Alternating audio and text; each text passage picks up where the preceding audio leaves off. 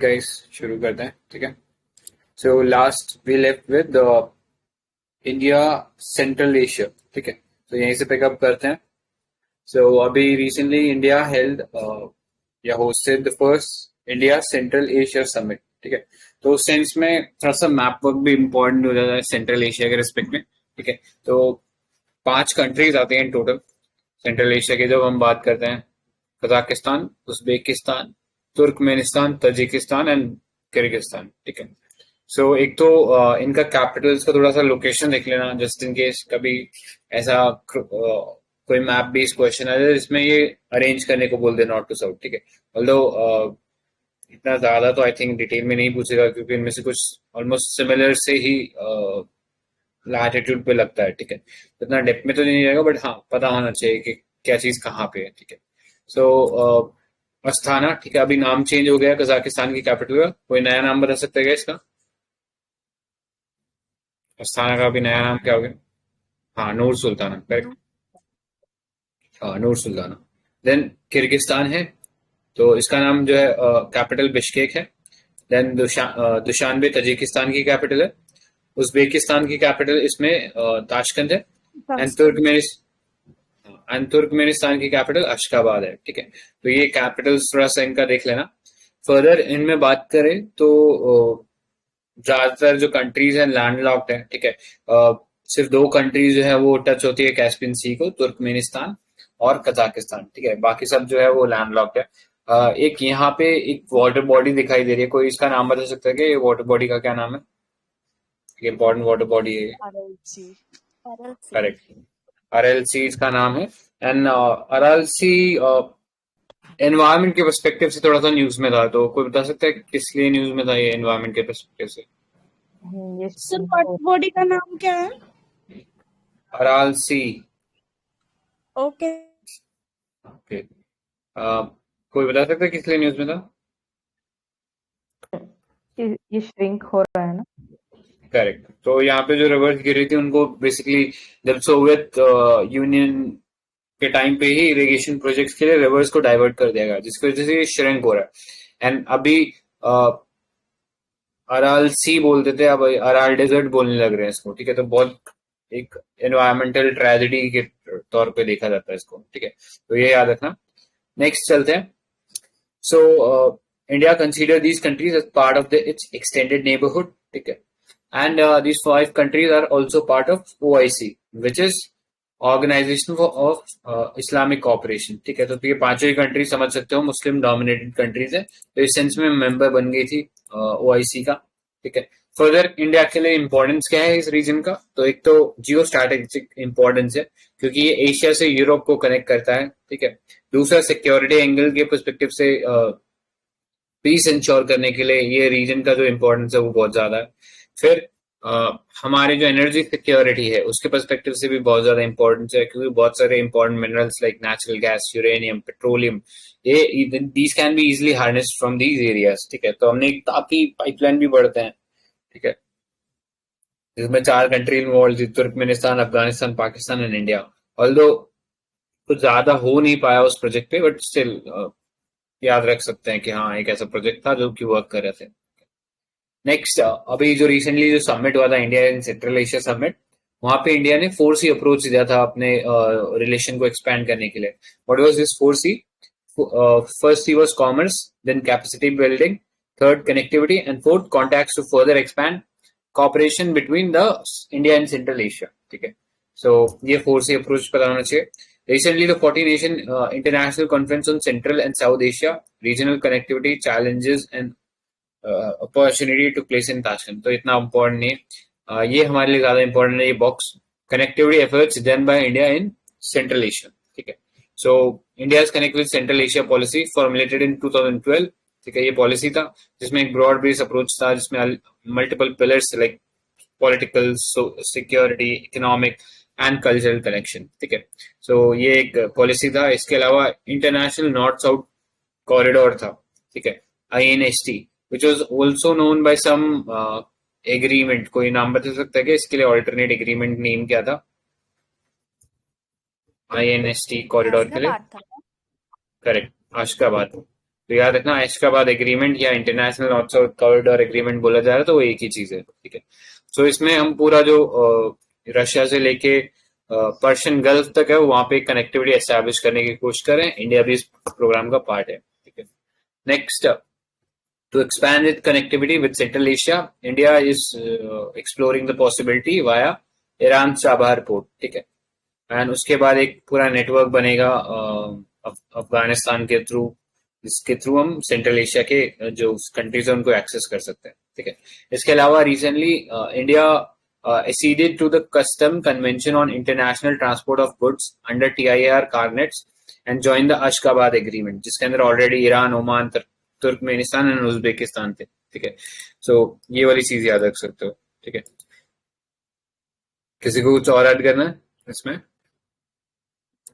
Central Asia वाले में वो रीजन में पिछले टेस्ट में हमने फरगाना वैली देखा था ना, ताजिकिस्तान, किर्गिस्तान और काजाकिस्तान वाले एरिया में। राइट, हाँ, तो वो याद रख सको, फरगाना वैली न्यूज में था, ठीक है। ऑलराइट, नेक्स्ट पे चलते हैं। So next topic is India in West Asia, ठीक है। तो सबसे पहले Taliban was a hot topic in news, ठीक है। Taliban took over Afghanistan from US, ठीक है, आफ्टर यूएस विड्रॉल, पूरा कैप्चर कर लिया।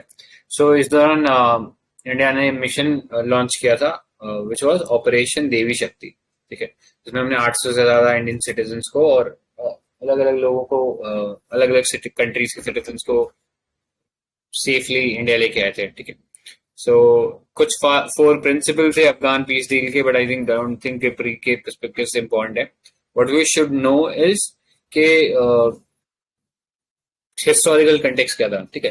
It was one of the Taliban was one of the faction that was fighting a civil war for control of the country following the withdrawal of Soviet Union, ठीक है। तो ये तालिबान को कहीं ना कहीं एस्टैब्लिश करने का काम तो था, ये अमेरिका का ही था। तब कोल्ड वॉर के पीरियड के दौरान रशिया का इन्फ्लुएंस अफगानिस्तान में ना बढ़े, इसके लिए अमेरिका ने ये तालिबान का तैयार किया था एक मिलिट्री ऑर्गेनाइजेशन के तौर पे, ठीक है। एंड सोवियत यूनियन के जाने के बाद ये अपने आप में एक इंडिपेंडेंट ऑर्गेनाइजेशन बन गया था, ठीक है। बाद में इन्होंने जब ओसामा बिन लादेन को पनाह दी थी, तब से ये कॉन्फ्लिक्ट में आ गए थे यूएस के साथ, ठीक है, उस पॉइंट ऑनवर्ड्स। तो वो चीज हमें पता होनी चाहिए। तो इसमें इतना ही इम्पोर्टेंट था। So apart from the recent operation, कुछ और इम्पोर्टेंट ऑपरेशन इंडिया ने कंडक्ट कराए हैं, ठीक है, तो ये पता होना चाहिए। तो ऑपरेशन सुकून था 2006, जिसमें इंडिया को इंडियंस और इंडिया के कई neighbouring countries like Sri Lanka, Nepal, इनके सिटीजन जो थे वो लेबनान से उनको रेस्क्यू किया था। नेक्स्ट, ऑपरेशन सेफ कमिंग 2011, तो ये जो लिबिया में सिविल वॉर चल रहा था वहां से प्रोटेक्ट करके लाए थे इन लोगों को, ठीक है, इंडियंस को। फर्दर ऑपरेशन राहत था, जिसमें जो अभी वॉर ट्रॉन कंट्री है यमन, वहां से हम लोगों ने लोगों को इवैक्यूएट किया था, ठीक है। तो ये पता होना चाहिए, ऑपरेशन सुकून, operation safe home coming, operation राहत, ये पता होना चाहिए। तो ऑपरेशन राहत नाम से एक और मिशन था, किसी को याद है क्या? एनीवन?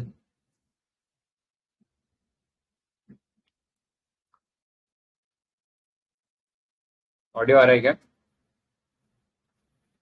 आ रहा है। Hello, Yes. अच्छा, हाँ हाँ, आ रहा है। हाँ, तो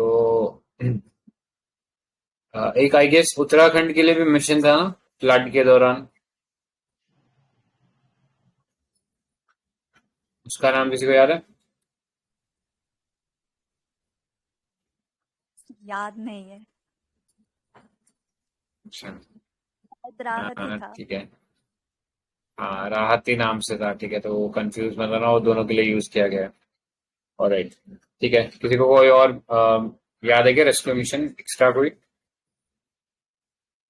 कोविड वाले का भी नाम था ना कुछ, किसका? Covid Covid. श्योर, ठीक है, याद है तो बता देना। अभी नेक्स्ट पे चलते हैं। सो नेक्स्ट वाज, हाँ, आगे जाने से पहले ये देख लेना, एक ऑस्लो अकॉर्ड था, ऑस्लो टॉक्स।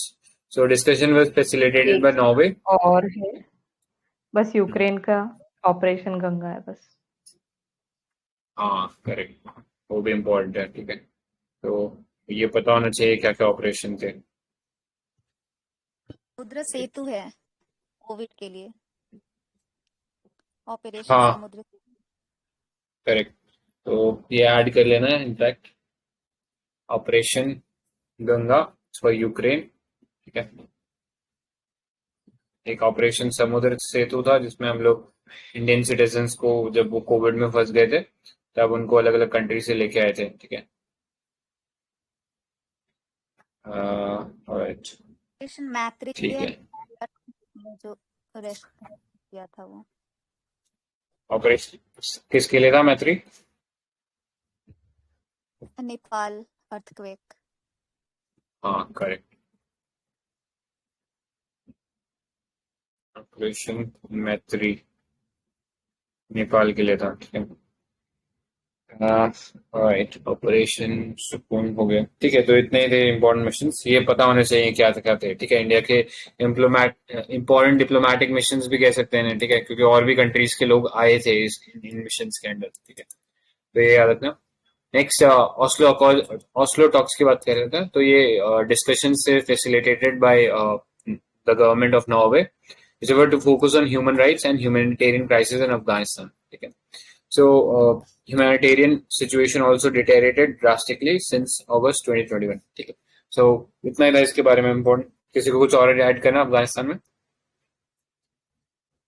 ठीक है, तो इंडिया के कुछ इन्वेस्टमेंट्स के बारे में बात कर लेते हैं। ठीक है, तो एक जो पार्लियामेंट बिल्डिंग था वो एस्टेब्लिश करके दिया था इंडिया ने, सलमा डैम था। ठीक है, सलमा डैम ये इम्पोर्टेंट इसको डैम था जो कि इंडिया ने बना के दिया था, और इसको एक और नाम से जाना जाता है, अफगान इंडिया फ्रेंडशिप डैम। ठीक है, नेक्स्ट, एक इलेक्ट्रिसिटी ट्रांसमिशन लाइन हमने एस्टेब्लिश करी थी फुले खुमरी से लेके काबुल तक। ठीक है, फिर construction of Zaranj and Delaram road. तो इस रोड का सिग्निफिकेंस बता सकता है कि कोई? ये अभी हम एक रिसेंटली प्रोजेक्ट ये पढ़ा था उससे रिलेटेड। हाँ, शायद चाबहार पोर्ट तक जाता है ये। करेक्ट, तो ये जरंज दिलाराम जो है ये दोनों अफगानिस्तान में है, एंड बेसिकली एक इंटरकनेक्शन था जो हम चाबार के थ्रू हम जाना चाह रहे थे सेंट्रल एशिया में। ठीक है, तो उसमें एक इम्पोर्टेंट रेलवे लिंक बनता है ये जरंज और दिलाराम। ठीक है, तो ये याद रखना। नेक्स्ट, बहुत सारे ट्रांसपोर्ट हेलीकॉप्टर्स हो गए। ठीक है, और ये छोटी मोटी चीजें हैं तो उतना इम्पोर्टेंट नहीं है। सो ठीक है, इतना था, ये ध्यान रखना। नेक्स्ट, कुछ इम्पोर्टेंट प्लेसेस देख लेते हैं। तो places in news in from Afghanistan, तो एक था Dehla Dam. So it is the primary source of irrigation for the Kandahar province of Afghanistan. It was built by United States. ठीक है, तो लोकेशन देख पा रहे हो, ये कांधार जो थी जहाँ पे हमारा IC-814 जो एयरक्राफ्ट था उसको हाईजैक करके लेके गए थे, तो उसी के पास ये दहला डैम, ये लोकेशन है यहाँ पे। ठीक है, ये ये पता होना चाहिए। Bagram airfield, so it was built by Soviet. Bagram airfield was the largest airbase of US in Afghanistan for nearly 20 years due to its proximity to Kabul. ठीक है, बस इतना ही काम का है। फिर जरंज और निम्रोज प्रोविंस, तो ये जरंज, ये यहाँ पे लोकेशन जरंज की। ठीक है, अभी जस्ट डिस्कस किया था हमने जरंज, तो ये पहली सिटी थी जो कि विच फेल टू तालिबान। ठीक है, वो फैक्ट इम्पोर्टेंट नहीं है, बस ये याद रखना जरंज देलाराम जो है ये हाईवे बनता, एंड ये जो चाबहार पोर्ट के थ्रू इंटरकनेक्टिविटी है वो करता है। ठीक है, नेक्स्ट, मज़ार शरीफ, तो यूपीएससी ने पहले पूछा भी है ये मज़ार शरीफ का है। ठीक है, तो ये एक इम्पोर्टेंट प्लेस है मज़ार शरीफ, यहाँ ऊपर नॉर्थ के अंदर कुंडूज के पास। यहाँ पे ये एक इम्पोर्टेंट सिटी है, एंड ठीक है। नेक्स्ट, पंचशीर वैली, तो पंचशीर वैली हमने पढ़ लिया था लास्ट, हम कह सकते हैं एक रेजिस्टेंस जो ऑफर किया था अगेंस्ट तालिबान रूल, तो ये पंचशीर वैली में ही हुआ था। ठीक है, इससे पहले पंचशीर वैली जो था सोवियत यूनियन के टाइम भी कभी डिफीट नहीं हुआ था। ठीक है, तो उस सेंस में पंचशीर वैली का याद रखना। It's located in Hindu Kush mountain and the entire valley is located along the Panjshir river which flows along its length. Almost 100% of the population of this valley are ethnic Tajiks. ठीक है, तो ये याद रखना, इतना इंपॉर्टेंट है। Next, Kandahar, with the Taliban fighters at Kandahar Gate. Kandahar is the second main city lying on the plain text to the Tarnak River in the South Central Asia. ठीक है, तो इतना ही इम्पोर्टेंट था। बाकी places देख लेना, मज़ार शरीफ हो गया, पंचशीर हो गया, बगराम हो गया, कांधार में दहला डैम है एंड जिरंज प्रोविंस, ठीक है। सो ये देख लेना। एंड इससे कौन कौन सी कंट्रीज बॉर्डर टच करती है, तो we have Tajikistan here, India here, Pakistan यहाँ है, ईरान यहाँ है, तुर्कमेनिस्तान ऊपर है एंड उज्बेकिस्तान है, ठीक है। तो ये कंट्री जो है इसके साथ बॉर्डर शेयर करता है, ठीक है।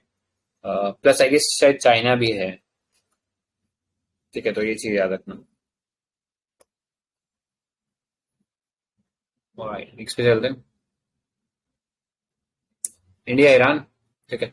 सो अगेन वही चाबार की परस्पेक्टिव से ही इम्पोर्टेंट है हमारे लिए, ठीक है। So Iran recently decide to develop Farzad B gas field domestically, cutting off India's oil ONGC विदेश hopes of landing the lucrative contract, ठीक है। तो एक ये ऑयल एंड नेचुरल गैस का प्रोजेक्ट था, उसमें से इंडिया को बाहर कर दिया है बिन लोगों ने, खुद ही डेवलप करें, ठीक है। सो उस सेंस में थोड़ा सा न्यूज में था ये। So Farzad B gas field, it's an offshore natural gas located in the Persian Gulf, ठीक है, lies on the border between Iran and Saudi Arabia, ठीक है। फरजाद भी कितना होल्ड करता है वो इम्पोर्टेंट नहीं है, लेकिन माना जा रहा है कि बहुत ज्यादा इसमें से गैस जो था वो रिकवर करा जा सकता था। The oil field was discovered in 2008 by ONGC। ONGC का जो विदेश लिमिटेड है, ठीक है, उसके अंडर फर्दर ये एक और सेपरेट कंपनी है। सो ओवरसीज इन्वेस्टमेंट जो है वो ONGC का ये OVL देखता है, ठीक है। सो ये इसने डिस्कवर किया था, लेकिन अब उस प्रोजेक्ट पे ये खुद काम करने वाला है ईरान, ठीक है। So other investments in Iran, तो सबसे इंपॉर्टेंट इन्वेस्टमेंट जो चाबार पोर्ट है, located in the Gulf of Oman on the coast of Makran coast, ठीक है। तो ये जो रीजन है माकरान कोस्ट, इनफैक्ट जो पाकिस्तान का ग्वादर पोर्ट है वो भी इस माकरान कोस्ट पे है। ऑलमोस्ट 70 किलोमीटर्स का ये डिस्टेंस है दोनों पोर्ट सिटीज के बीच में, चाबहार और ग्वादर के बीच में, ठीक है।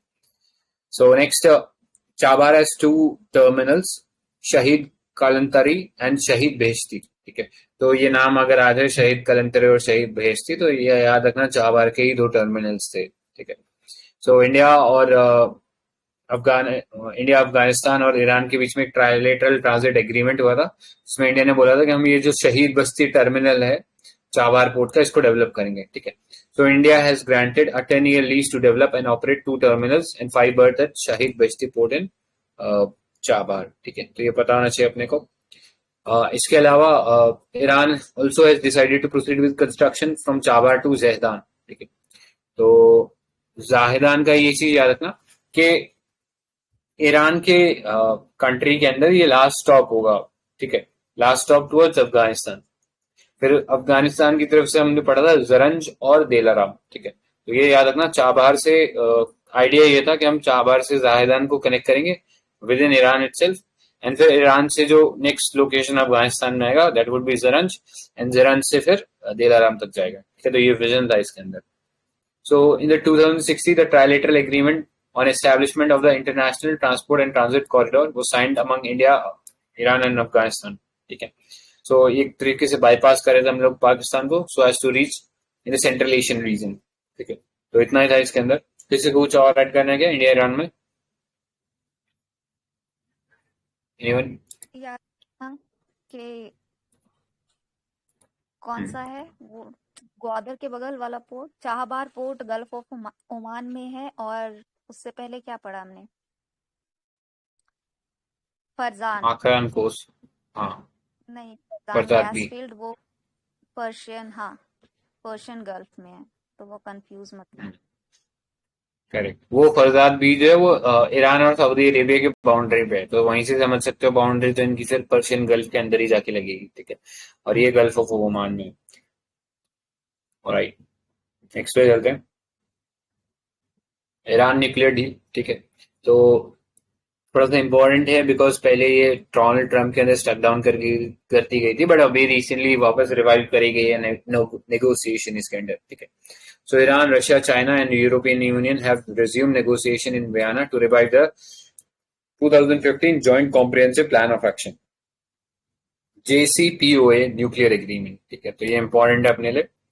So JCPOA was known as 2015 Iran nuclear deal, which was signed between Iran and P5+1 countries, ठीक है। तो P5 मतलब हम बोल रहे हैं, तो क्या है P5 का मतलब?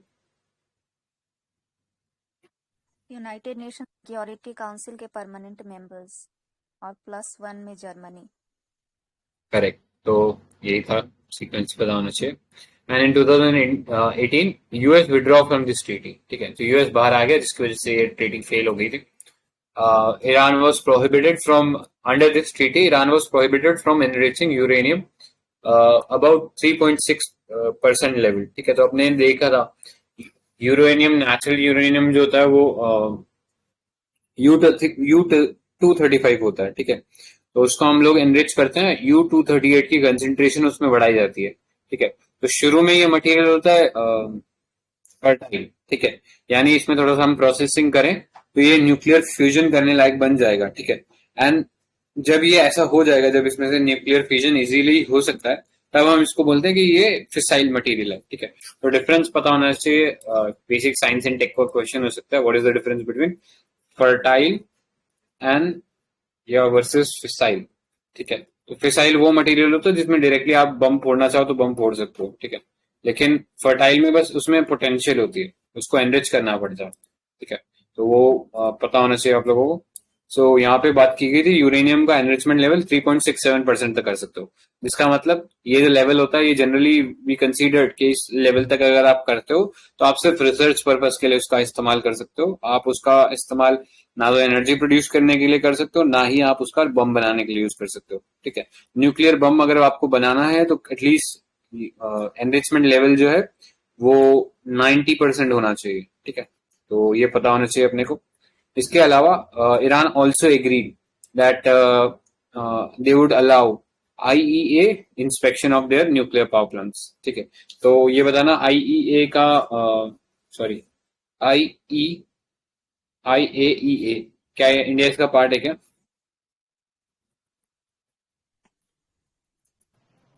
है इंडिया। नो।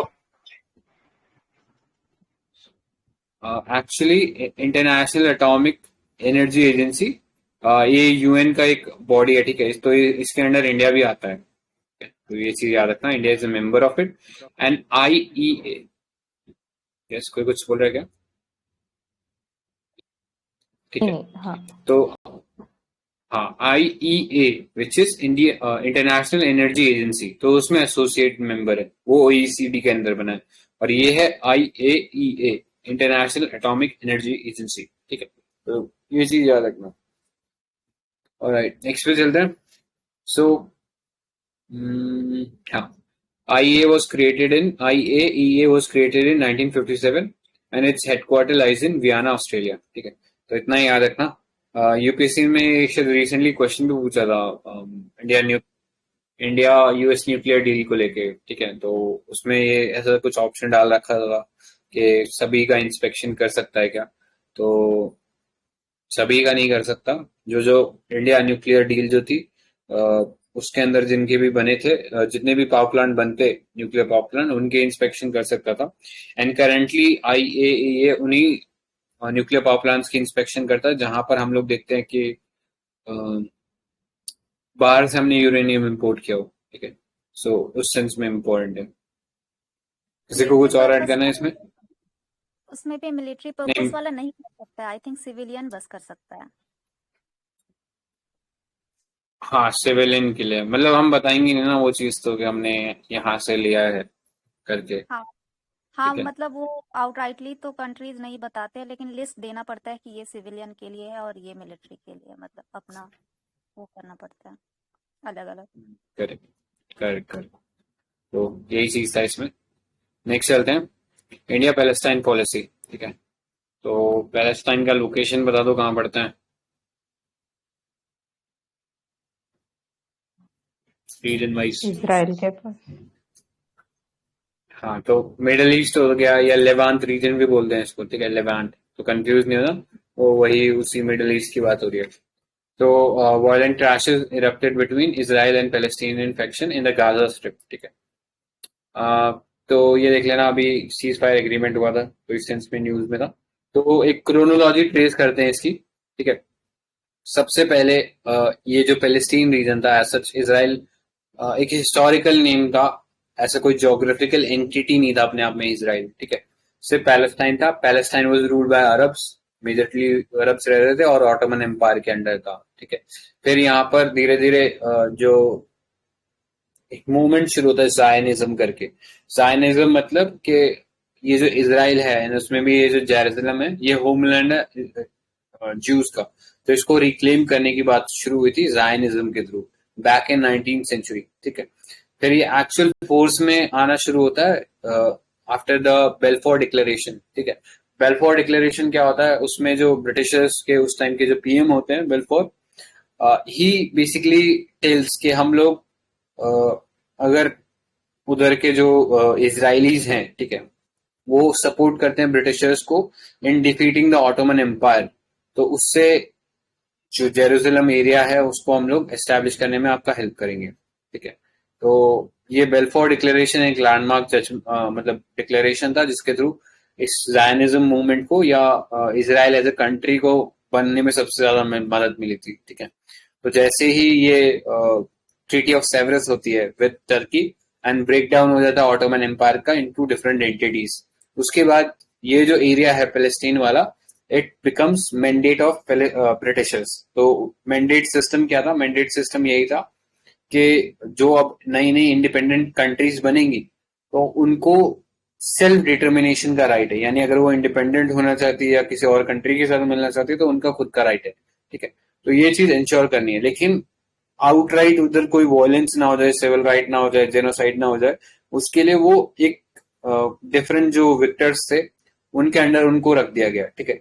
तो ऐसी एंटिटीज जो दूसरी कंट्रीज के अंडर रख दी गई थी या विक्टर्स के अंदर रख दी गई थी, उनके लिए शब्द इस्तेमाल होता था मैंडेट, ठीक है। तो ये ब्रिटिश मैंडेट जो है, पैलेस्टाइन एक ब्रिटिश मैंडेट बन गया था, ठीक है।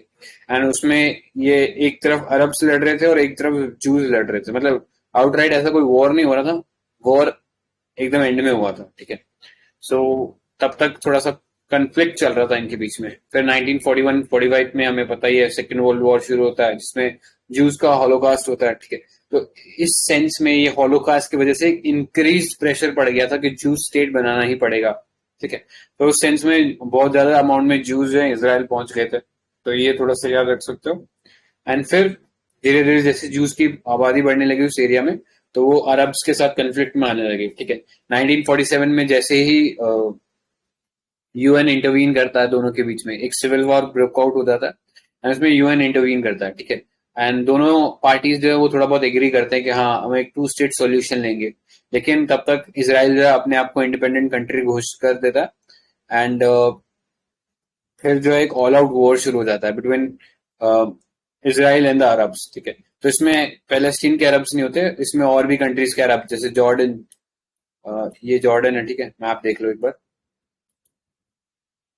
ठीक है, ये जॉर्डन है, ये इजिप्ट है, इजिप्ट का ये सिनाइन पेनिनसुला है, ठीक है। तो ये देख लेना सिनाइन पेनिनसुला, एंड यहाँ पे सीरिया है एंड यहाँ पे लेबनान है।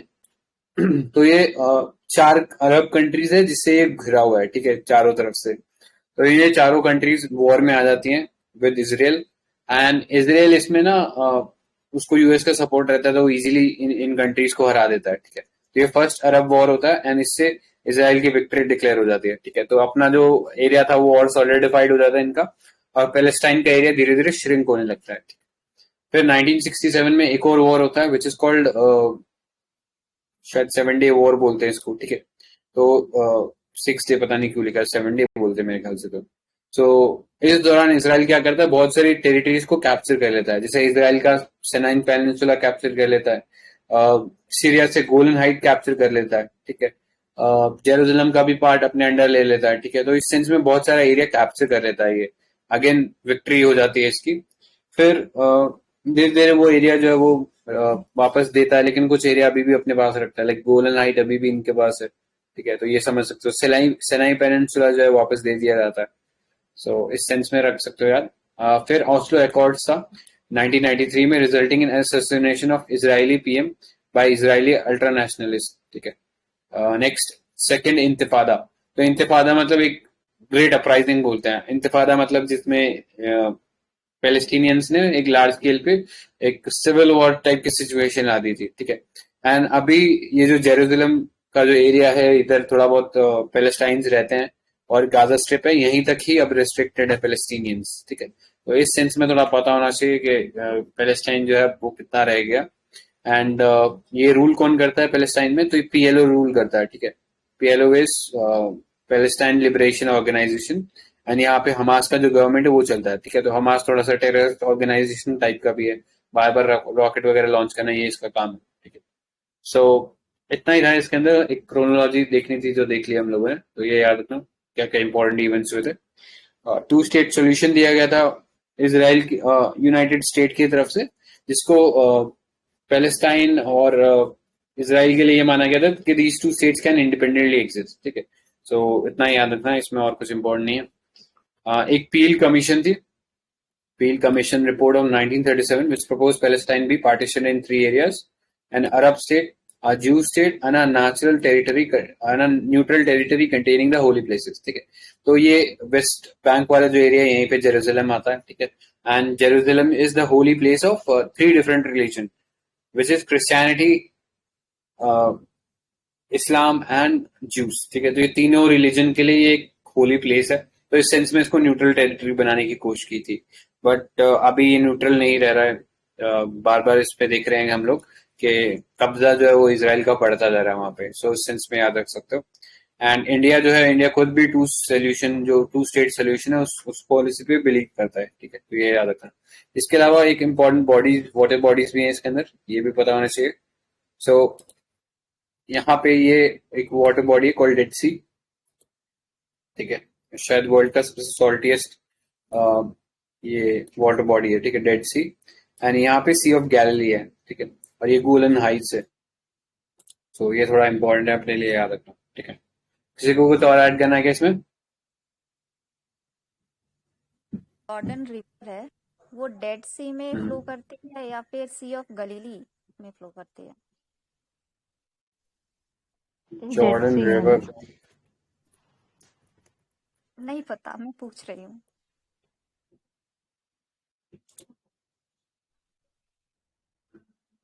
हाँ, सी ऑफ गैलिली में फ्लो कर, नहीं गैलिली में, अच्छा, अरे सॉरी, मतलब वो दोनों में से फ्लो करती है, ठीक है। ऐसे एक बार मैं फिगर पेज दिखाता हूँ, आई थिंक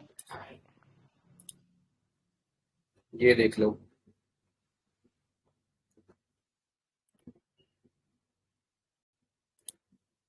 ये दिख रहा है क्या फिगर? हाँ दिख रहा है। तो ये वाला जो रिवर है ना, ये है जॉर्डन रिवर, ठीक है। और ये सब में से फ्लो कर रहा है, मतलब ये सी ऑफ गैलिली में से फ्लो करता हुआ डेड सी में आकर ड्रॉप हो रहा है, ठीक है। And Jordan river forms a natural boundary between Israel and West Bank. अरे इजराइल और जॉर्डन, ठीक है। तो ये याद रखना। नेक्स्ट पे चलते हैं।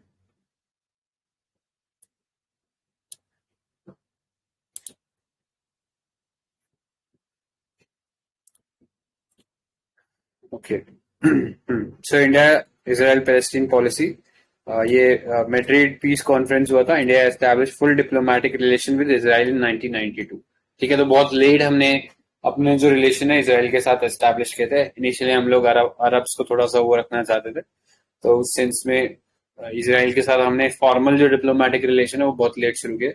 ऑल्दो हम लोग कुछ हथियार वगैरह इनसे इंपोर्ट बहुत पहले से कर रहे थे, लेकिन डिप्लोमेटिक रिलेशन 1992 में चालू हुए, ठीक है। तो उस सेंस में देख सकते हो थोड़ा इम्पोर्टेंट है ये, है ना, right. Next, dehyphenation policy. So in India, in 2018, India adopted dehyphenation policy, which simply means India's relation with Israel would stand on its own merit, independent and separate from its relation with Palestine. ठीक है। तो पहले होता था कि जब भी India के कोई प्रेसिडेंट या कोई इम्पोर्टेंट लीडर अगर वो जा रहे हैं पैलेस्टाइन तो या इसराइल जा रहे हैं, तो डेफिनेटली वो दूसरे नेबरिंग कंट्री में विजिट करते थे, ठीक है। तो अगर पैलेस्टीन गए हैं तो इसराइल विजिट करेंगे, और इसराइल गए हैं तो पैलेस्टीन विजिट करेंगे। तो ये चीज चलती थी, लेकिन अब ये डी हाइफेनेटेड पॉलिसी है, तो मतलब इसका ये है कि हम अब इंडिपेंडेंट है पैलेस्टीन के उससे, ठीक है। तो अब ऐसा कुछ नहीं है कि पैलेस्टीन जाना ही पड़ेगा इनको, वो जैसे नरेंद्र मोदी के अंदर हुआ भी था कि सिर्फ वो इसराइल जाके आया था, पैलेस्टीन विजिट नहीं किया था सच, ठीक है, तो वो याद रखना। Next, Jerusalem contains sacred site to Judaism, Islam, Christianity. तो ये लोकेशन पता होनी चाहिए क्या क्या थे। अल अस्का मॉस्क है, it's the third holiest mosque, holiest site in the Islam. The Western Wall, a place sacred to Jerusalem, Judaism, and a church of Holy Sepulchre, a church built on the traditional site of Jesus' crucifixion and burial, is sacred to Christianity. ठीक है। और इनके जो पूर्वज हैं, मतलब इन सब religion में देखोगे तो एक इंसान कॉमन है, विच इज अब्राहम, ठीक है।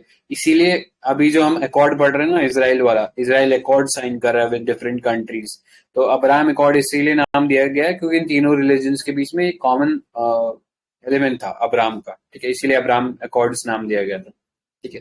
फर्दर एक न्यू कोड का एस्टेब्लिशमेंट की बात हो रही थी। India, Israel, US and UAE decide to launch a quadrilateral economic forum to enhance cooperation partnership between these states on the back of Abraham Accords, ठीक है। तो अभी रिसेंटली UAE के साथ साइन किया था, तो फॉर्मल रिलेशन जो थे एस्टैब्लिश होते। इससे पहले ये UAE जो है इसराइल को एज एन इंडिपेंडेंट कंट्री नहीं एक्सेप्ट करता था, ठीक है, तो ये पता होना चाहिए। Next, the Indo-Abrahamic Accord between India, UAE, Israel are the first suggested by Mohammed Suleiman, and Egyptians score a base in ocean. फालतू है, ये चीज नहीं है कोई काम की, ठीक है।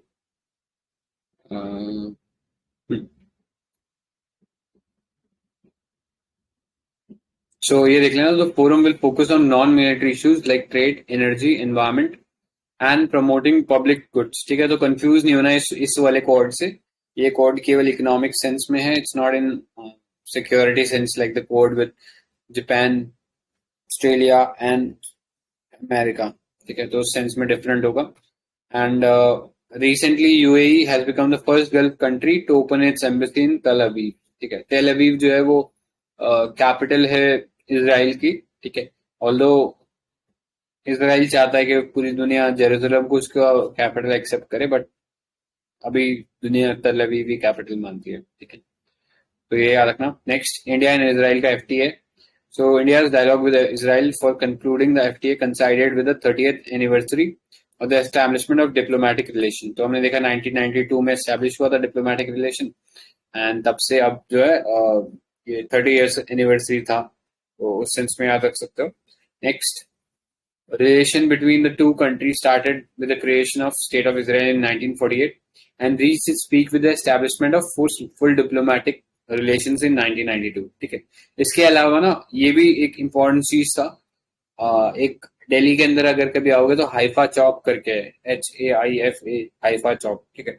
तो Haifa was a place in Israel जहाँ पे इंडिया की आर्मीज जो थी वो गई थी back in the World War I, and वो जो एरिया है वो ऑटोमन टर्क से उन्होंने छीन लिया था। तो उस सेंस में हाइफा का भी एक इम्पोर्टेंट हिस्टोरिकल रिलेशन है, ठीक है, उससे कहते हैं कि इसराइल बनने में मदद मिली थी, ठीक है, तो वो चीज याद रख सकते हो। Next, India is Israel's third largest trade partner in Asia and 7th largest globally। Agriculture के ऊपर दोनों के बीच में एग्रीमेंट है, ठीक है, क्योंकि हमने देखा इसराइल एक वाटर डेफिसिट कंट्री है, स्टिल वो बहुत सारा एग्रीकल्चर कर पा रहा है बिकॉज ऑफ वाटर कंजर्वेशन, ठीक है, तो वो चीज हम उससे सीख सकते हैं, वो सीख भी रहे हैं, इसीलिए हमने ये एग्रीकल्चर में पार्टनरशिप करी है। नेक्स्ट, डिफेंस एंड सिक्योरिटी में तो इसराइल जैसा छोटा country has become India's top 3 arm supplier for the last 5 years। तो सबसे हाईएस्ट बात करें तो रशिया से हम लोग सबसे ज्यादा इंपोर्ट करते हैं, followed by US, and then इसमें इसराइल का नंबर आता है। सो कुछ बता सकते हो क्या कुछ चीजें जो हमने इंपोर्ट करी है इसराइल से?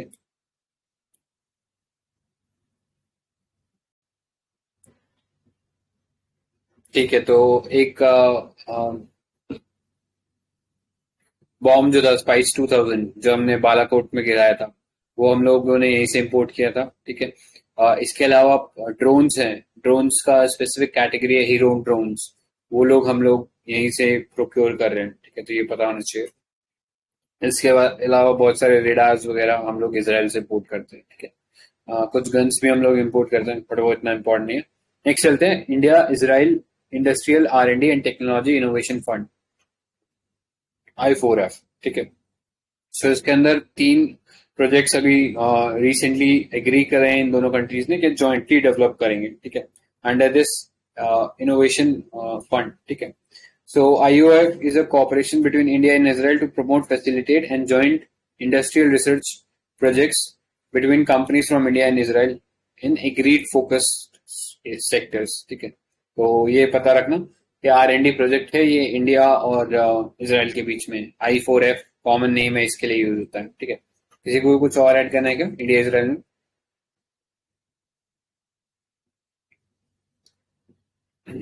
ठीक है, नेक्स्ट पे चलते हैं। ये जैसे अल बोलो। अक्सा है, वैसे एक हमने हिजिया सोफिया देखा था, हिया सोफिया या हिजिया सोफिया जो भी, वो कहाँ था, मतलब न्यूज़ में। हाँ, वो टर्की में था एंड पहले शायद वो क्रिश्चियन, हाजिया सोफिया क्रिश्चियन एक वो था चर्च, जिसको उन्होंने उसका नेचर कन्वर्ट करके उसको वो बना दिया मॉस्क, ठीक है। ऑलराइट, नेक्स्ट पे चलते हैं। अदर इंपॉर्टेंट न्यूज, तो फर्स्ट था इंडिया यूनाइटेड अरब एमिरेट्स, ठीक है। सो UAE and India became a comprehensive economic negotiation, ठीक है। सो इंडिया और UAE का अगर ट्रेड रिलेशन की बात करें तो India and UAE trade is valued at 60 billion US dollars and UAE is the third largest trading partner, ठीक है। तो बाकी ऑर्डर बता सकते हो फर्स्ट 2 पे कौन था? चलो यहाँ लिखा ही है आगे। तो US और चाइना जो थे वो फर्स्ट और सेकंड पे आ रहे थे, ठीक है। और फिर तीसरा नंबर यूनाइटेड अरब एमिरेट्स का है, ठीक है। यूनाइटेड अरब एमिरेट से मेजर सोर्स है FDI का भी, तो वो भी याद रख सकते हो, ठीक है। मैप में देख लो लोकेशन, UAE यहाँ पे है, ऑल्दो तो FDI में सिंगापुर टॉप पे नहीं है।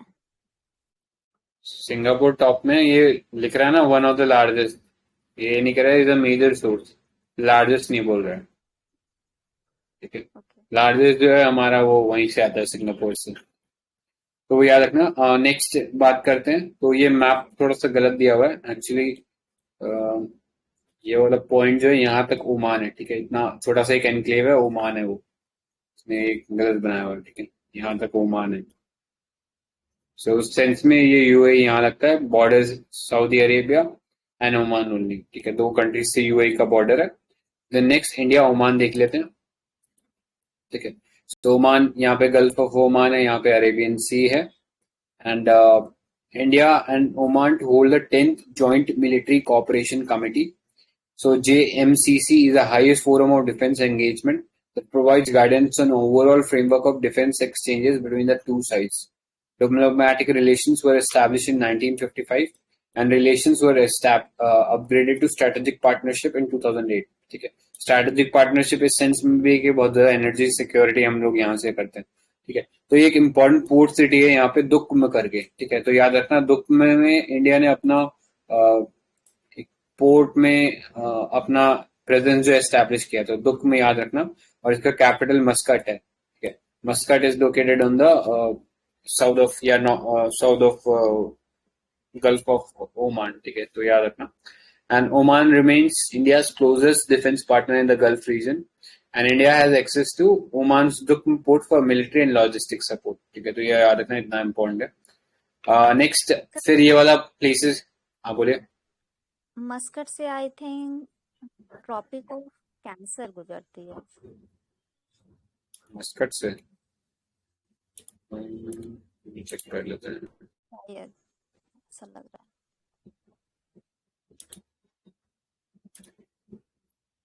है। हाँ करेक्ट बोल, मतलब बहुत हल्का सा डिफरेंस है, तो उस सेंस में आके तो मस्कट है, ठीक है। नेक्स्ट पे चलते हैं। तो ये वेस्ट एशिया वाला पार्ट है, प्लेसेस एंड न्यूज। ये जो सेशन हमने कंडक्ट किया था ऑलरेडी यूट्यूब पे है, जिसमें हमने ये पूरा पार्ट कवर किया, बट एक बार रिवाइज कर लेते हैं, तो ऊपर ऊपर से देख लेते हैं, ठीक है। तो ये रीजन है ब्लैक सी, ठीक है। देन नगार्नो काराबाक एक रीजन है, सीरिया रीजन है, Lebanon, Kuwait, Dubai, UAE, gulf of Oman और यमन। ठीक है, ये सब न्यूज में रहे, तो इस सेंस में थोड़ा सा देख लेते हैं। ब्लैक सी, अभी यूक्रेन वगैरह वॉर चल रहा है, तो उस सेंस में बहुत इंपॉर्टेंट है। तो निमोनिक याद है ब्लैक सी के लिए हमने क्या बनाया था? एनीवन? बर्गर टी बनाया था ना? Burger T.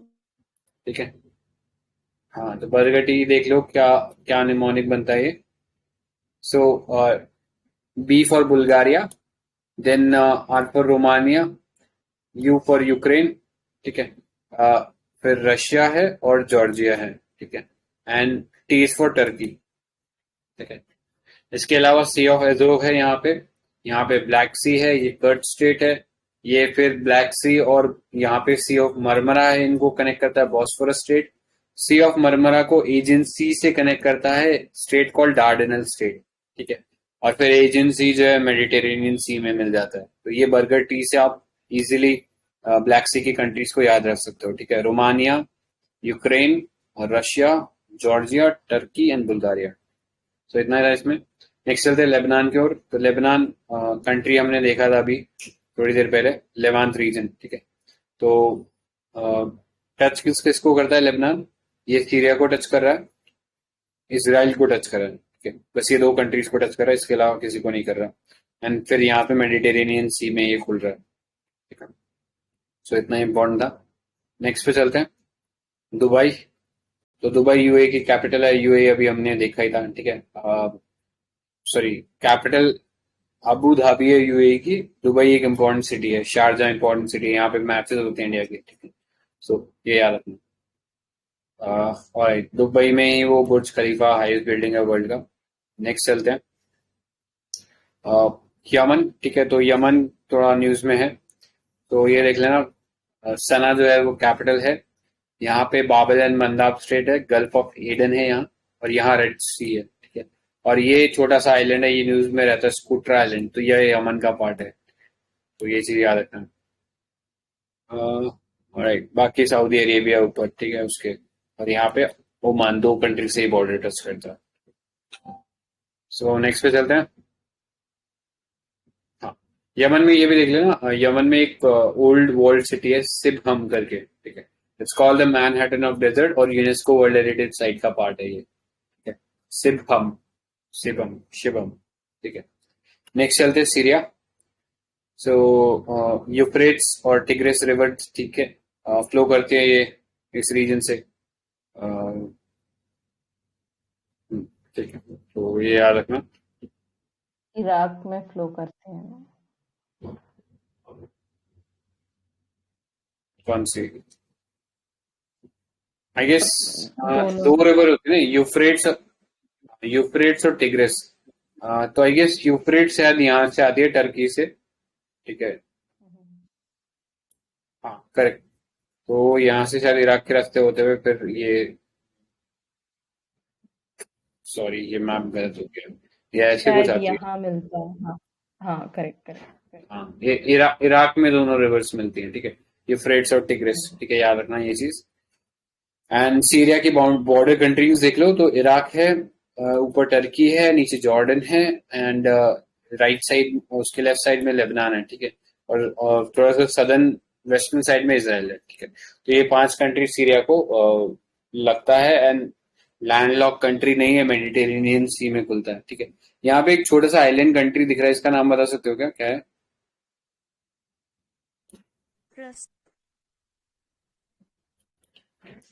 हाँ करेक्ट, तो साइप्रस है, तो ये वाला चीज थोड़ा सा ध्यान में रखना, ठीक है। और ये वाला रीजन भी थोड़ा सा न्यूज में, ठीक है। नेक्स्ट पे चलते देन। So next is Gulf of Oman, ठीक है। तो गल्फ ऑफ ओमान हम लोगों को पता ही है, ये स्टेट ऑफ हरमुज रहेगा, ठीक है। हाँ बोलिए।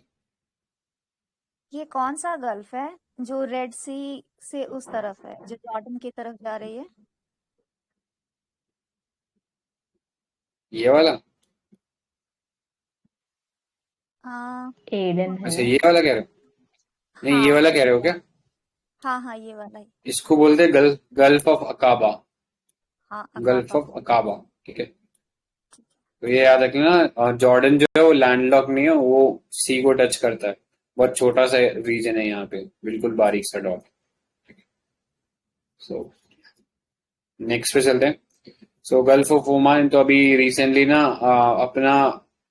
अपने ऑयल टैंकर्स की प्रोटेक्शन के लिए, क्योंकि पर्शियन गल्फ थोड़ा सा अभी वोलेटाइल है, तो उस सेंस में इसराइल ने चाबार पोर्ट पे शिफ्ट कर दिया। तो चाबार अभी हमने पढ़ा था गल्फ ऑफ ओमान में खुलता है, तो वो स्ट्रेट ऑफ हॉर्मूज पे जो लेके जाना पड़ता था वहां से, उस रास्ते को इलिमिनेट कर दिया है, एंड उसके लिए चाबार पोर्ट से वो सारा पेट्रोल जो है वो ट्रांसफर करता है। ठीक है, तो इस सेंस में न्यूज में था। नेक्स्ट चलते हैं कुवैत पे। कुवैत अगेन एक छोटा सा कंट्री है between Saudi Arabia and Iraq. ठीक है, ये कुवैत है। फिर मैं अपने ऊपर वाला लोकेशन देखो तो हाँ, यहाँ पे देख लो, यहाँ पे दिख रहा है प्रॉपरली। ये छोटा सा जो रीजन है ये कुवैत है। ठीक है, तो 1991 का जो गल्फ वॉर हुआ था वो इसीलिए हुआ था, इराक ने हमला कर दिया था ऑन कुवैत। ठीक है, सद्दाम हुसैन के अंडर। तो उस सेंस में अभी कुछ पैसा जो था वो दिया गया था by United Nation to Kuwait's national oil company. ठीक है, इराक इन्वेजन के तौर पे। तो उस सेंस में याद रखना, Kuwait is the founding member of Gulf Cooperation Council. ठीक है, Gulf Cooperation Council GCC, it's non NATO allied to the United States. ठीक है, एंड जीसीसी में कंट्रीज कौन कौन से आते हैं तो ये पता होना चाहिए अपने को। First is Bahrain, Kuwait, Oman, Qatar, Saudi Arabia and United Arab Emirates. तो जीसीसी के अंदर सिर्फ एक कंट्री है मिडिल ईस्ट से, सॉरी एक कंट्री है उस अरेबियन पेनिनसुला से जो इसका पार्ट नहीं है। उसका नाम क्या है? यमन। करेक्ट, यमन पार्ट नहीं है, तो ये याद रखना। बाकी जितने भी गल्फ या अरेबियन पेनिनसुला की कंट्रीज हैं सभी इसके अंदर पार्ट है।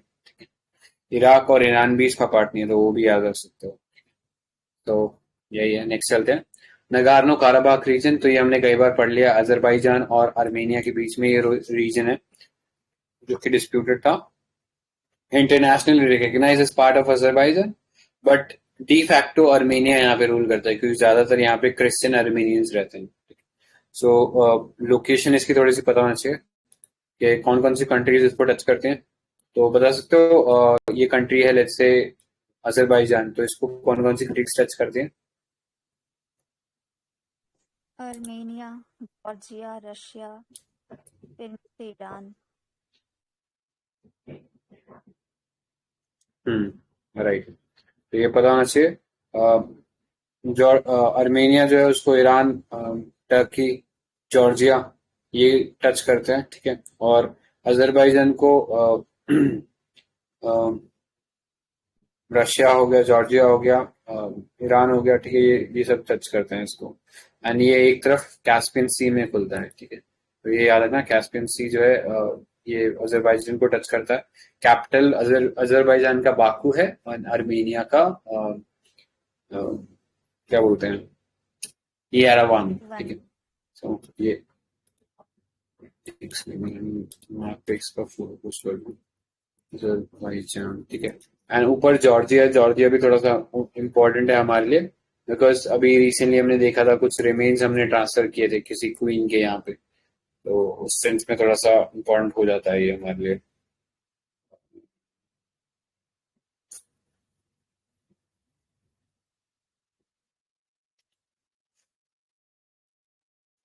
ठीक है,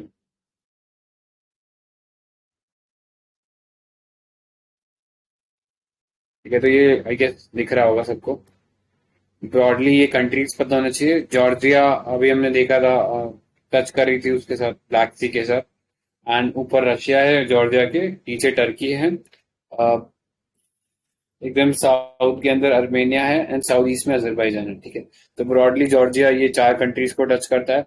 अजरबैजान जो है वो रशिया, जॉर्जिया, आर्मेनिया और ईरान को टच करता है। इसके साथ साथ ये टर्की को भी टच करता है। टर्की को इन द सेंस कि यहाँ पे थोड़ा सा आर्मेनिया के right and sorry left hand side पे भी अजरबैजान का थोड़ा पार्ट है। ठीक है, तो इस सेंस में याद रखना। एंड यहाँ पे एक माउंटेन रेंज है इस रीजन में, उस माउंटेन रीजन को क्या बोलते हैं? Ural mount. नहीं, Ural separates Europe from Asia, ठीक है। यहाँ पे जो माउंटेन रेंज है उसको बोलते हैं कॉकस। हाँ करेक्ट, इसीलिए इस रीजन को कॉकसेस रीजन बोलते हैं। तो कॉकसेस रीजन आए तो समझ जाना वो इस रीजन की बात हो रही है, रशिया, जॉर्जिया, अजरबैजान वाले रीजन की, ठीक है। और कॉकस माउंटेन में यूरोप की हाईएस्ट माउंटेन पीक भी है, कॉल्ड माउंट एल्ब्रस, ठीक है। तो ये याद रखना। नेक्स्ट अमेरिकन कॉन्टिनेंट पे चलते हैं, ठीक है। So first is India US. So US India renew global development partnership for 5 years, ठीक है। तो ये याद रखना, ये ग्लोबल डेवलपमेंट पार्टनरशिप है तो दो कंट्रीज के बीच में ही, लेकिन ग्लोबल डेवलपमेंट की बात की जा रही है फॉर 5 years। सो इस सेंस में हमारे लिए इंपॉर्टेंट है इसको जानना। Global development partnership agreement provides for jointly offering assistance to their partner countries, ठीक है। बाकी जो पार्टनर कंट्रीज है उनको असिस्टेंस मिलेगी इन दोनों कंट्रीज के थ्रू, ठीक है।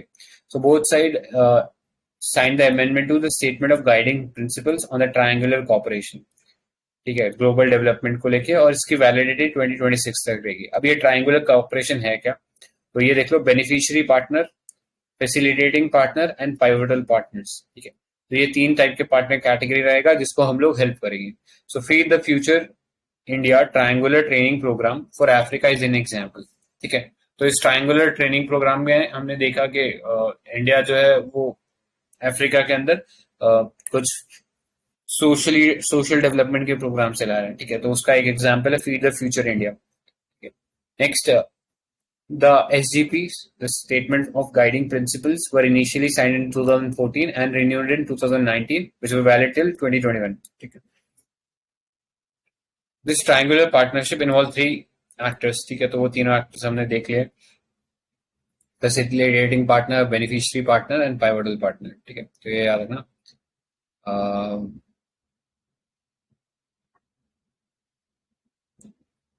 ठीक है, तो इसमें याद रखना ये जो पाइवटल पार्टनर्स है इसमें मल्टीलेटरल ऑर्गेनाइजेशन भी इसका पार्ट हो सकते हैं।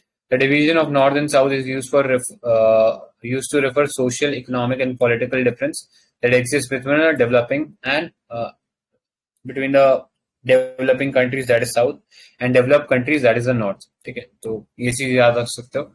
सो इस सेंस में जो फैसिलिटेटिंग और बेनिफिशियरी पार्टनर है वो जनरली साउथ से रहेगा, ठीक है, क्योंकि बेनिफिट जो है वो जनरली डेवलपिंग कंट्रीज को मिलना चाहिए। तो उस सेंस में बेनिफिशियरी और फैसिलिटेटिंग पार्टनर साउथ से हो सकते हैं, लेकिन जो पाइवटल पार्टनर है जो कि एक इंपॉर्टेंट रोल प्ले करेगा वो हमेशा डेवलप से होना चाहिए, ठीक है। तो ये इस टाइप से कैटेगराइजेशन किया गया इन 3 पार्टनर्स का। तो 2 जो है उसमें से डेवलपिंग कंट्रीज से होना चाहिए और एक जो है डेवलप कंट्रीज से होना चाहिए, ठीक है। India's other triangular complex cooperation involve India Japan cooperation, Asia Africa growth corridor, ठीक है। तो ऐसा सिर्फ यूएस के साथ नहीं है, हम लोग और कंट्रीज के साथ भी ऐसे कॉपरेशन कर रहे हैं। तो जैसे इंडिया जापान कॉपरेशन है, इसके थ्रू हम अफ्रीका में डेवलप कर रहे हैं, ठीक है। ये थोड़ा सा समझ सकते हो। Next, India triangular in the form of supporting India state preferences for Africa, funded by DFID, UK department for international development, ठीक है। तो ये कंट्रीज हेल्प कर रही है। तो इसमें समझ सकते हो पाइवटल पार्टनर एक डेवलप कंट्री है, ठीक है। जैसे इसमें एक में जापान हो गया और एक में यूके देखा भी हमने। सो ये इंपॉर्टेंट है। नेक्स्ट, कुछ और रिलेटेड न्यूज है इंडिया और यूएस को लेके। So India and US signed a agreement for air launch unmanned aerial vehicle, ठीक है, हवा से ही लॉन्च होने वाले। So the project agreement for ALUAV is under the umbrella defence technology and trade initiative, ठीक है, DTI,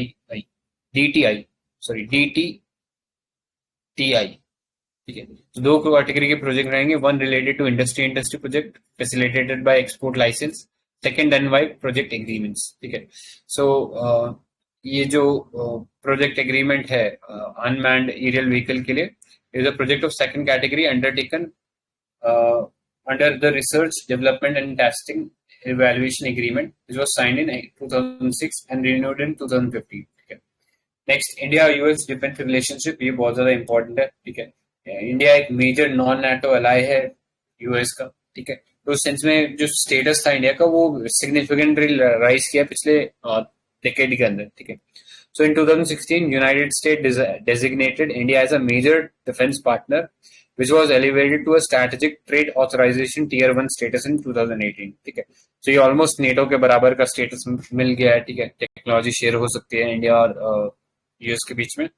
नेक्स्ट 2+2 डायलॉग जो था वो एस्टेब्लिश किया गया था। अभी टोटल कितने 2+2 डायलॉग होते हैं इंडिया के और कंट्रीज के साथ, तो बता सकते हैं? 4 मतलब 3 याद है। हाँ, क्वाड के साथ है ना। हाँ हम्म, हाँ, जितने भी क्वाड कंट्रीज हैं उनके साथ तो है, प्लस रशिया के साथ भी हमारा 2+2 होता है, तो उस सेंस में 4 कंट्रीज हैं। शायद फ्रांस के साथ भी बात चल रही है बट अभी नहीं है, ये याद था। नेक्स्ट 2+2 डायलॉग तो हो गया, यहाँ पे डिफेंस एंड फॉरेन एक्स्ट्रा होते हैं, तो याद रखना, कंफ्यूज मत होना, डिफेंस है एक तरफ और एक तरफ फॉरेन है, ठीक है। Next, India has sign 4 foundational agreement with US, तो ये हमने कई बार डिस्कस किया है, एक बार ब्रीफली देख लेते हैं। जिसोमिया सबसे पहला एग्रीमेंट था 2002 में on military information exchange, logistic exchange memorandum of agreement LEMOA in 2016, तो ये नाम से पता लग रहा है कि दोनों के बीच में जो मिलिट्री इक्विपमेंट्स है उनको शेयर किया जाता है।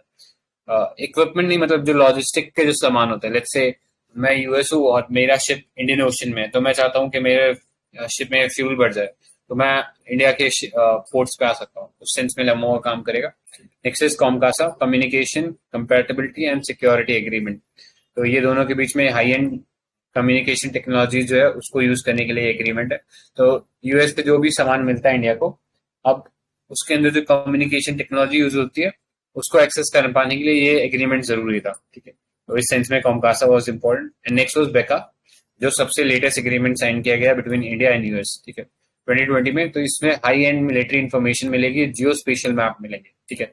जैसे कोई टेररिस्ट है जो इंडिया से भाग के किसी और कंट्री में चला गया, तो उसकी पिन पॉइंट लोकेशन क्या है वो हमें बेका के थ्रू मिल सकती है, ठीक है, तो ये समझ सकते हो। Next, India and US agree on transitional approach on equalisation levy और डिजिटल टैक्स, ठीक है। तो ये डिजिटल टैक्स ऐसी कंपनियों पे लगाया जा रहा था जो कि इंडिया में उनका कोई सर्विस नहीं है, लेकिन वो इंडिया से पैसा कमा रही थी, तो उस सेंस में उनको टैक्स भरना, क्योंकि इंडिया से पैसा कमा रही थी और उन पर टैक्स लगना चाहिए, उसके लिए इक्वलाइजेशन लेवी लगाया गया, ठीक है। तो settlement is broadly based on lines of one reached under unilateral mission compromise among US, Australia, Italy, France with US. Okay. So equalization levy was introduced in 2016 to tax foreign firm with no permanent establishment in India. ठीक है, तो permanent office अगर उनका नहीं है तो उन पे लग रहा था ये tax. Later US conducted investigation into such digital tax adopted by Australia, India, Italy, UK and stating these were discriminatory against US digital companies, ठीक है। सो उन्होंने ये चीज पाया था जिसके चलते फिर एक डिस्कशन चालू हुआ था, ठीक है।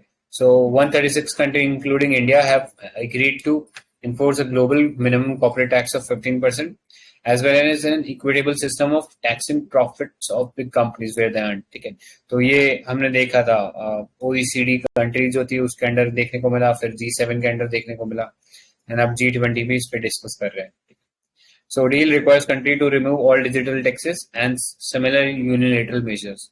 Further, proposed solution of global tax deal consists of 2 components. Pillar 1, which is reallocation of an additional share of profit to the market jurisdiction. Pillar 2, consisting of minimum tax and subject to tax rule. ठीक है, तो broadly 2 pillars होंगे। एक तो जहां से company पैसा कमा रही है वहां पे आपको टैक्स भरना ही पड़ेगा, ठीक है। दूसरा, मिनिमम टैक्स रहना चाहिए और टैक्स रूल जो है उनके सब्जेक्ट में होना चाहिए, ऐसा नहीं कि कुछ आर्बिट्री टैक्सेस लगा रहे हो।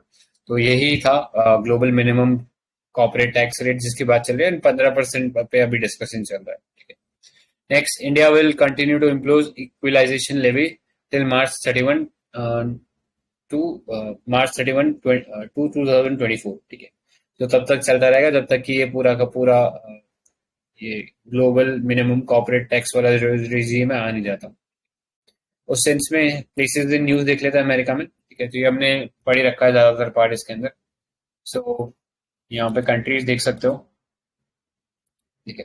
सो यूनाइटेड स्टेट्स है, सॉरी कनाडा है यहाँ पे, देन यूनाइटेड स्टेट्स, मैक्सिको, ठीक है। ये कंट्री नॉर्थ, पूरा कॉन्टिनेंट नॉर्थ अमेरिका कहलाता है। ये जो कंट्रीज का जो ग्रुप है ये इट्स कॉल्ड लैटिन अमेरिका, ठीक है। तो ये पता होना चाहिए। गल्फ ऑफ मैक्सिको है इसमें थोड़ा सा इम्पोर्टेंट, और ये फिर एक करीबियन आइलैंड्स की चेन है, ठीक है, जिसमें छोटे छोटे आइलैंड है, सेंट किट नेविस हो गया, ट्रिनिडाद एंड टोबैगो, ये सब कंट्रीज है, collectively called as West Indies sometimes, तो ये पता होना चाहिए। इसके अलावा चाइल है, ठीक है, चाइल देख लो। सो कंट्रीज किस से टच होता है? पेरू से टच होता है, बोलिविया से टच होता है एंड अर्जेंटीना से टच होता है। ये 3 कंट्री से टच करता है। यहाँ पे एक लैंडलॉक कंट्री है, पैराग्वे। ठीक है, सो ये याद रख सकते हो। राइट, ठीक है, तो ये छोटे छोटे कंट्रीज के बारे में छोटी छोटी इन्फॉर्मेशन थी, देख लेना। डोमिनिका रिपब्लिक है, ठीक है, यहाँ पे इसके बाजू में ये हेटी कंट्री है। यहाँ पे पोर्टो रिको है, ये यूएस का कंट्री, यूएस का टेरिटरी है पोर्टो रिको। ठीक है, रिसेंटली हमें अगर याद हो तो आई थिंक मेहुल चौकसी एक फ्यूजिटिव था, तो उसके बारे में बात चल रही थी। ठीक है, तो वो भी शायद इन्हीं में से किसी कंट्री में छुपा हुआ था। ठीक है, ये शायद अभी मेरे को याद नहीं आ रहा। हाँ, आई थिंक डोमिनिकन रिपब्लिक में ही था वो। ठीक है, तो इस सेंस में थोड़ा सा न्यूज में था ये, तो ये याद रख लेना। नेक्स्ट, चाइल्ड के ऊपर बात करें तो longest and narrowest country in the world. ठीक है, बहुत लंबा कंट्री है, बहुत नैरो है चाइल्ड। ठीक है, तो ये याद रखना, इतना ज़्यादा इंपॉर्टेंट है इसमें। नेक्स्ट यूरोप रहेगा, तो इसको कल करते हैं। ठीक है, आज के लिए यहीं स्टॉप करते हैं। किसी को कुछ और ऐड करना है क्या?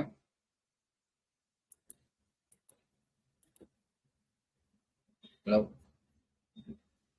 नो संजय। राइट, ठीक है, तो